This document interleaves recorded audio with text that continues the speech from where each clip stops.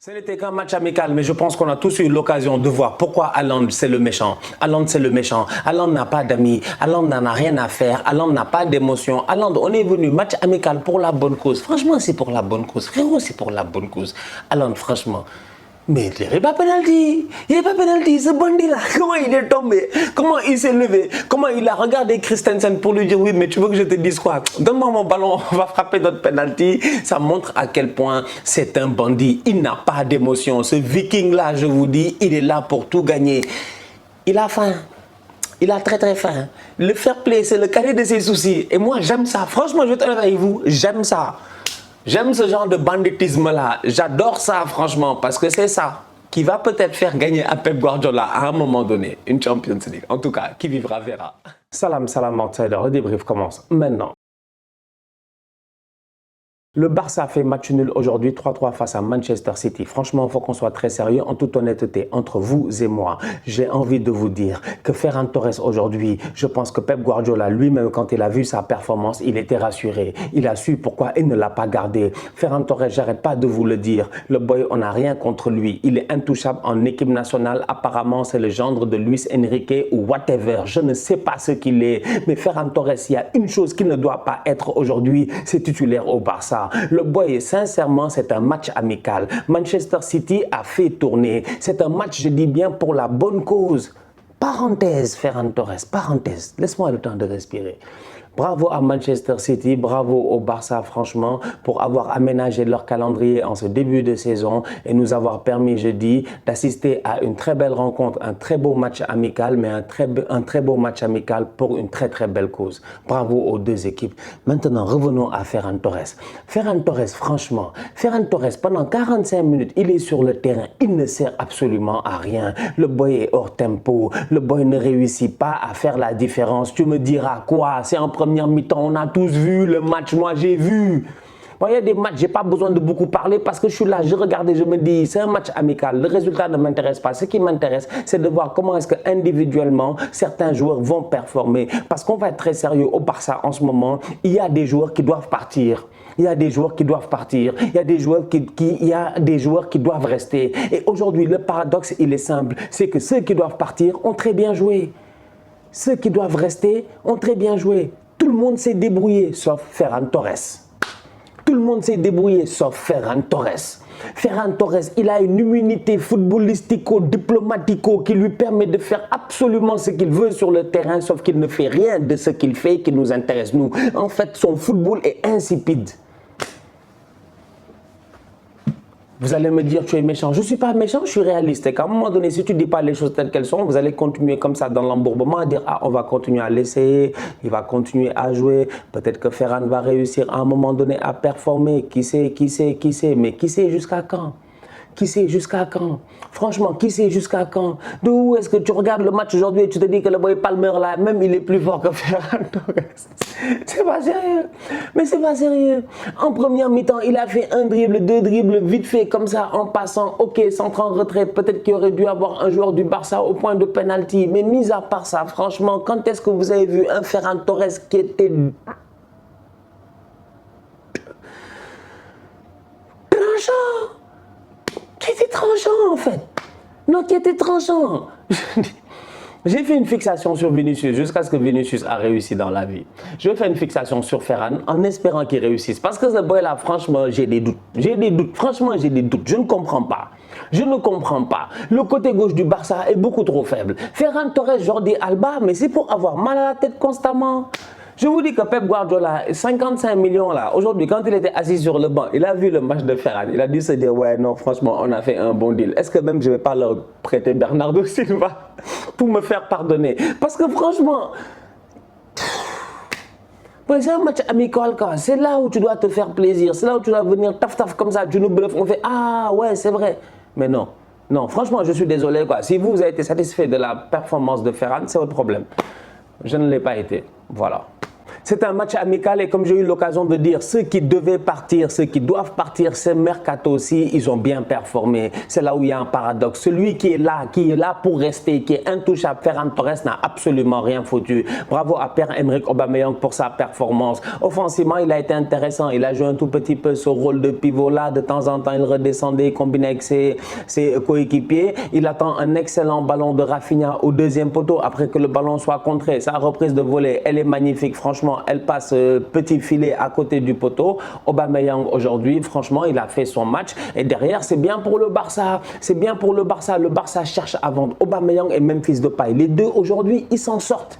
Ils font un bon match. Ils font un bon match, Memphis. Ils doivent mettre un doublé même. Memphis, c'est un tocard. Memphis, tocard Torres. Memphis, la passe de Gavi.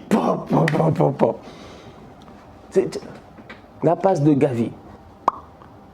Memphis, il a eu le temps, il a levé la tête, il a respiré 20 fois, franchement. Il a même eu le temps d'écrire un couplet. Je vous jure, il a eu le temps de poser son couplet. Il s'est calé comme ça en disant, je ne sais pas moi, je ne sais pas. Il a regardé le gars, il a levé la tête, il a regardé, je ne sais pas, je vais te battre, toi le gardien, nanana, la fouine bouba, reste un chien, je ne sais pas. Il a dû dire un truc comme ça dans sa tête en néerlandais. Il a frappé sur le gardien. La deuxième occasion, là où il a eu l'occasion de marquer, c'est une très belle occasion. Là encore une fois, super ballon d'Eric Garcia. Sergi Roberto, Memphis Depay, finition. Donc aujourd'hui, quand tu regardes ce match amical-là, tu te dis que les gars qui doivent partir, eh ben, c'est des gars qui aujourd'hui ont peut-être montré au club qui les désire, qu'ils en valent la peine.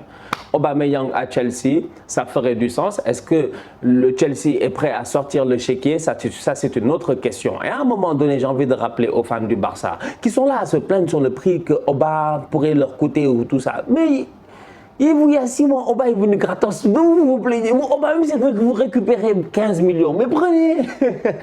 Mais prenez. Franchement. Après, est-ce qu'ils doivent le vendre? Ça, c'est autre chose. Arsenal a rompu le contrat de Aubameyang. Le Barça a recruté Aubameyang. Tout s'est très bien passé. Pendant 6 mois, il a été performant. Il a claqué des buts dans un classico. Franchement, Aubameyang s'est géré. Aujourd'hui, encore une fois, il montre qu'il peut être utile. Le problème, c'est qu'il y a Lewandowski. Donc tu fais quoi ton Aubameyang? Tu le gardes ou tu le vends? Moi je vous aurais dit, gardez-le. Maintenant, si vous voulez le vendre, ne soyez pas trop, voilà. Gérez-vous franchement, récupérez votre argent. Memphis Depay, c'est la même chose. Il y a des clubs qui sont intéressés. Apparemment, la Juve et tout, ça a l'air d'être un tout petit peu compliqué. Mais aujourd'hui, il a montré qu'il a encore les capacités de pouvoir briller dans certains matchs. Donc franchement, on va être très sérieux. Je répète encore une fois, le paradoxe dans ce match-là, c'est que ceux qui doivent partir ont bien performé. Ceux qui doivent rester ont bien performé. Frenkie de Jong a bien performé. Il a fait un bon match aujourd'hui, il a été plutôt intéressant, franchement. Match dans le match dès le début entre Frenkie de Jong et Bernardo Silva. Je ne sais pas pourquoi, mais j'ai vu un Frenkie de Jong qui avait de l'envie. Franchement, il a mis ses cojones sur la table, littéralement. Il s'est donné, franchement, il s'est donné aujourd'hui Frenkie de Jong et d'ailleurs il est récompensé par un superbe but. Mais j'ai envie de dire quand même de temps en temps que sur certains replis ça a été compliqué. Parce que Frenkie, tu te rends compte que quand il pousse au pressing là sur le deuxième but, lui et Gavi, quand il pousse et tout, c'est magnifique. Franchement, moi j'aime ça. C'est là où j'ai envie de voir Frenkie. Maintenant que jusqu'à présent il y a ce dilemme là, cet enfant là doit jouer où? Il joue plus haut ou il joue plus bas? Je sais pas. Il nous fatigue quoi Frenkie franchement? Parce qu'aujourd'hui tu regardes des... Tu vois, je pense que c'est le troisième but. Non, le deuxième but, là, il lâche son gars au marquage. Hein, il est fatigué, il fait son retour, il lâche son gars au marquage. Il y a un dédoublement qui se fait derrière le boy Baldé. C'est fini. Centre, but. Donc, bref, bon match de la part de Frenkie de Jong. Peut-être que ça lui fera du bien. J'espère que ça lui fera du bien, mais il peut encore beaucoup mieux faire. Petite parenthèse concernant Gavi, ce week-end il a été un peu critiqué, le pauvre Gavi et tout, là quand tu le vois, tu vois qu'il est volontaire. Tu vois pourquoi Gavi il est respectable? Parce que Gavi, chaque fois qu'il rentre, il est volontaire en fait, il est déterminant, il sert à quelque chose. Après, il y en a qui défendent le boy Ferran Torres. Après, vous attaquez le boy Gavi. Laissez-le tranquille, franchement, laissez l'enfant. Il a 17 ans et en toute honnêteté, il prend ses responsabilités. Voilà un gamin, il a 17 ans, c'est lui, le père de famille. Pas nous fatiguer, franchement. Non, sincèrement, bonne performance de la part de Gavi. Moi, j'ai bien aimé sa rentrée. Encore une fois, c'est un gamin qu'il faut protéger à mon humble avis, qu'il faut chérir. Il est jeune, il est très jeune. Arrêtez de le traiter comme s'il avait 30 ans, comme s'il avait 25 ans, comme si c'était Sergi Roberto. Gavi, franchement, il doit avoir un capital erreur beaucoup plus grand que n'importe qui. Et jusqu'à présent, je ne vois pas quelle erreur Gavi a fait. Donc Gavi, sincèrement, belle rentrée face à City. C'était un match amical. Offensivement parlant, il s'est passé plein de choses. Mais défensivement parlant, au niveau du Barça, moi j'ai envie de parler de quelques petits trucs. Les gardiens de but. C'est un match amical. Gérez-vous, franchement, gérez-vous. Moi, l'autre, la Peña, l'année passée, je me rappelle très bien, j'étais là, j'ai débriefé. Barça Galatasaray, il nous a fatigués. Il a fatigué tout le monde. Il était au top de sa forme. On était là et on se disait, mais attends, voilà un gars qui doit revenir au Barça pour mettre la pression sur Marc-André Ter Stegen. Alors, il est revenu au Barça. I guess qu'il a mis la pression sur Marc-André Ter Stegen. Vu que Marc-André Ter Stegen, Mats, est en train de se gérer en ce début de saison, il a été excellent ce week-end. Cependant, Peña, c'est quoi cette faute de main? C'est pas sérieux. Pas sérieux. L'autre Tenas ou Tena, je ne sais pas, parce que je ne les connais pas tous. Tena, il rentre, lui, je n'ai pas compris. Alors lui, il a failli nous faire une Edouard Mendy, mais il a eu de la baraka, il a eu de la chance. Tata, petit pont sur Kevin De Bruyne, je ne sais même pas comment il l'a fait. Bref, aujourd'hui, défensivement parlant quand même, soyons très très sérieux. Des deux côtés, il y avait des lacunes, mais je vais me concentrer sur le Barça. Parce que Manchester City, en toute honnêteté, eux, ils sont venus jouer le match là. Voilà, on en parle chaque week-end. Le Barça, là, défensivement, j'ai vu des tocards. Gérard Piqué, le retour des tocards, ça fait plaisir. Gérard Piqué était sur le terrain, je vais être honnête avec vous, sa performance ne m'intéresse point. Jordi Alba était sur le terrain, je vais être honnête avec vous, sa performance ne m'intéresse point. Encore une fois, le petit Baldé est rentré, il a été très bon. Sa vivacité, sa capacité, je dis bien, à pouvoir porter le ballon. Il a une très très belle conduite de balle. C'est très important pour un joueur qui va vite, pour un joueur qui aime prendre la ligne et qui a cette capacité-là. Baldé, il l'a. Au-delà de cela, ça se voit que petit à petit, il commence à développer un certain QI football qui lui permet d'avoir les bonnes passes, je dis bien, au bon moment, de pouvoir servir ses coéquipiers et de pouvoir faire des bonnes courses dans l'espace. Aujourd'hui, je pense que le boy Baldé pourrait être installé dans cette équipe-là en tant que demi-titulaire, même s'il n'est pas full-time titulaire, titulaire à temps partiel, à temps plein, il pourrait l'être à temps partiel. Donc du coup, je répète encore une fois, la performance de Gérard Piqué dans ce match amical ne m'intéresse pas. Mais débarrassez-vous du gars. Jules Koundé, franchement, signez-le, inscrivez-le le plus rapidement possible. Aujourd'hui, ça se voit que Jules Koundé, on sait tous ce qu'il vaut. Mais là, ça se voit qu'il n'a pas le rythme. Il n'a pas le rythme. Il a beau s'entraîner avec l'équipe ou quoi que ce soit, mais il n'a pas le rythme. Le rythme, c'est quoi? C'est la compétition. Pour le moment, tu sens réellement qu'il manque de compétition. Donc, c'est important qu'il soit inscrit le plus rapidement possible pour qu'il puisse, je dis bien, allumer la machine Koundé le plus rapidement possible. C'est un très bon joueur de football, mais aujourd'hui il a fait des erreurs, tu vois que c'est des erreurs de concentration, des erreurs d'habitude, de plein de choses en fait, des erreurs normales, des erreurs tout à fait normales. Tout à fait normal. Heureusement que Palmer a raté son occasion, sinon là-bas c'était un but. Bref. Donc Alba, c'est un tocard, je m'en fous.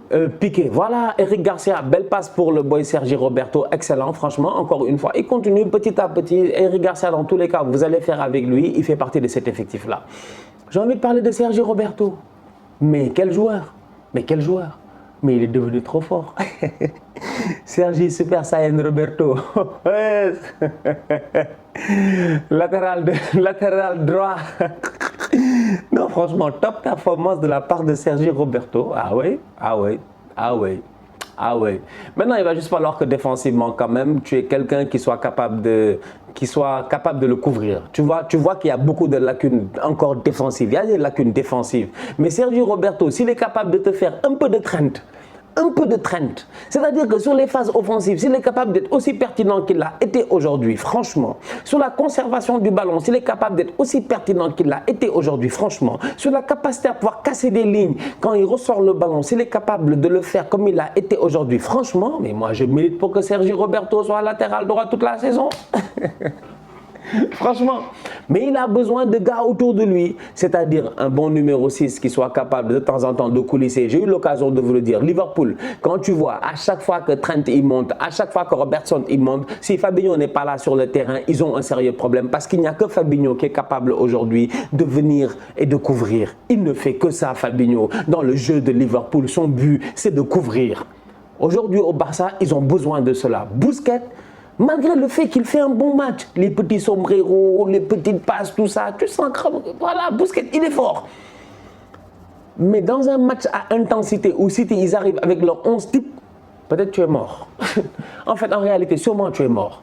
Donc tu as encore besoin de cela. Mais Sergio Roberto, individuellement parlant, franchement, aujourd'hui, il s'est géré. Maintenant, il faudrait qu'autour de lui, il y ait un système pour essayer de le protéger, pour essayer de le couvrir physiquement et aussi défensivement quand il va monter et tout. Donc voilà, c'est un match amical, mais c'est un match amical quand même avec beaucoup d'enseignements, des enseignements assez intéressants, franchement.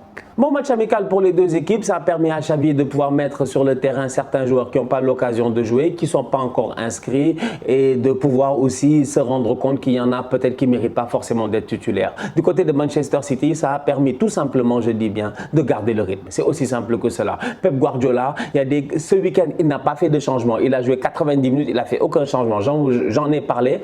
J'ai l'impression que c'est parce qu'il savait que mercredi, il allait faire jouer tous les autres. Donc du coup, le mercredi, les autres, ils ont joué. Les De Bruyne, tout ça, ils sont rentrés en fin de match.